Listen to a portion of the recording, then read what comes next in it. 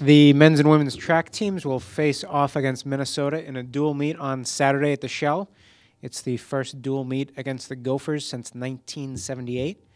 The meet begins at 11 a.m., and then prior to that, at 10:30, the Badgers will host an elementary school dash. Director of Cross Country and Track and Field, Mick Byrne, is here. We'll have some opening comments, then take questions. We had a low-key, what we would consider a low-key meet this past Saturday. Gave some of our younger kids an opportunity to burn some rust off after the break there for Christmas, and also gave some of our veterans an opportunity to get out in uniform and do what they do in anticipation of Saturday's big dual meet against Minnesota. I wasn't aware that it was 20 years plus since we've had a dual meet with them, and obviously we're very, very excited about this opportunity. We won the coin toss, and we get to host a meet at home, so we're excited about that. And then next year we go back up to Minnesota and do it on their turf. So it's something that I've been looking forward to for the last couple of years. I think it's a trend of what's happening nationally this past weekend. Big dual meet on SEC TV with Arkansas and Texas.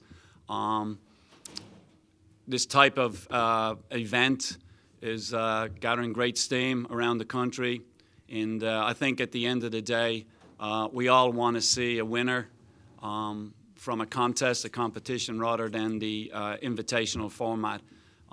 From our perspective, it gives our athletes an opportunity to go head-to-head in competition, and ultimately that's what sport's about, rather than just looking at times or distance or heights. So we're very excited about this weekend. We have the elementary race will kick off today, and hopefully we'll get a lot of elementary kids, introduce them to the sport of track and field. And then the dual meet starts at 11 a.m. with field events, and then 12 o'clock with the rest of the meet.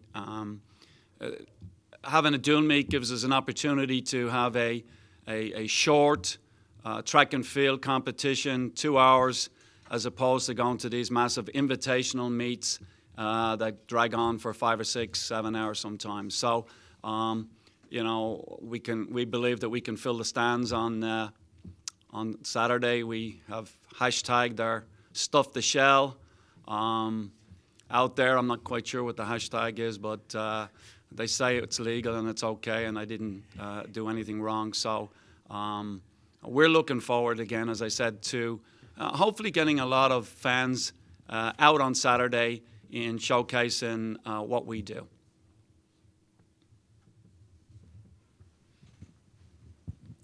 You mentioned the SEC meet. How long has the trend, or how long ago did the trend start, and how much emphasis will you put on the meet?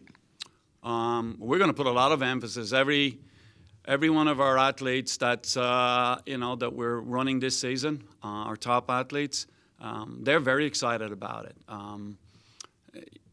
We're going to, the coaches are excited about it. We have already started the trash talk on the internet has already starting, and that's good for the sport. I think it's great for our kids. Again, the focus is on the competition, and it's not necessarily on the times. And we're running all our top athletes are going to compete. We signed a contract, and in the contract, that's part of the deal. They'll have all their top athletes. No one gets a bye unless they're injured or we're redshirting them. So it is a huge focus for us. You can't, to go into a competition like this and not bring your top guns, just doesn't make any sense.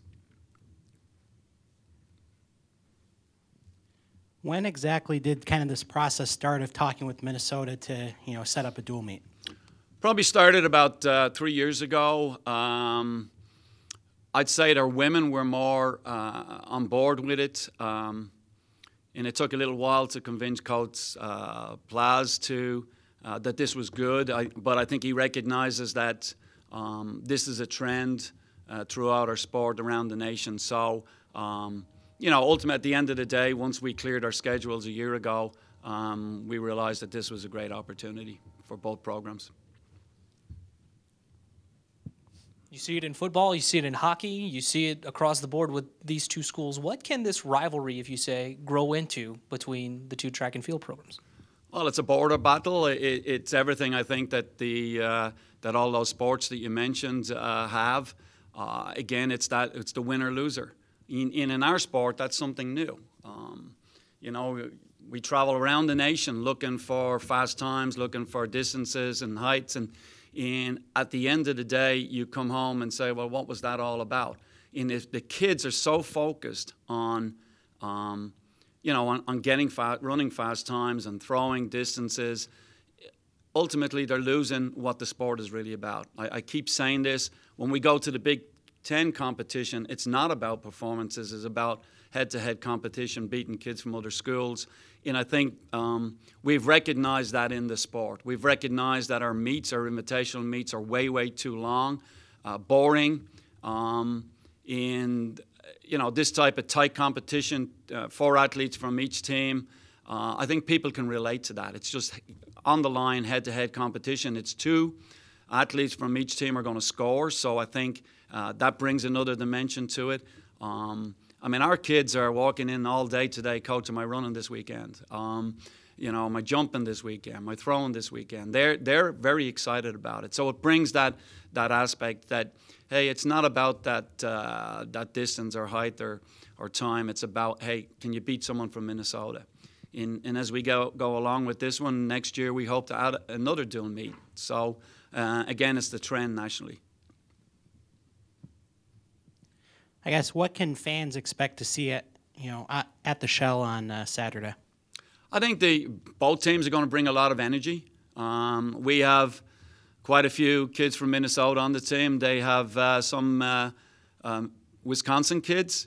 There's going to be a lot of energy in there from the fans. I mean, it's bragging rights. Again, we have a trophy, and we're going to keep an up-to-date running score of the team competition. So again, that energy, that passion from not just the coaches, but also from the athletes. And I think the fans will buy into that. Anything else for Coach? All right. Thank you. Thanks, Mick.